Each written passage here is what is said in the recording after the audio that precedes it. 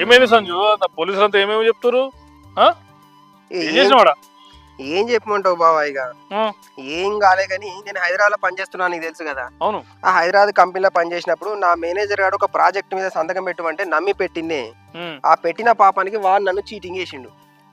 అది పెద్ద మోసమైంది, నాకు పెద్ద తలనొప్పి అయిపోయింది. మెల్లగా ఏదో అక్కంచెలు తప్పించుకొని ఇక్కడికి వచ్చినందుకు ఇక్కడ కూడా పోలీసులు రానే వచ్చాయి. ఇక ఏం చేయమంటావు? ఇక తర్వాత అంతా నీకు తెలిసింది కదా. పోలీసులు తప్పించుకొని ఎంత దూరం పోతావు చెప్పు? ఏదైనా తప్పు ఉంటే అక్కడ ఏదైనా కొట్లాడాలి, కానీ గిట్లా తప్పించుకొని ఎట్లా?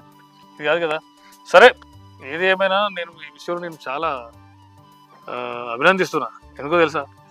ఎందుకు బావా? నిన్న మా చెల్లె ఫోన్ చేసింది. ఫోన్ చేసి అన్నయ్య పరిస్థితి అని చెప్పి అయితే సరే ఓకే మరి, కానీ ఒక్క విషయం అయితే నేను మెచ్చుకుంటున్నా తెలుసా సంజు? ఏంటిది? మా చెల్లె 10 ఏళ్ళకి నాతో మారతలేదు. నిన్న ఫోన్ చేయగానే నేను చాలా సంతోషపడ్డా.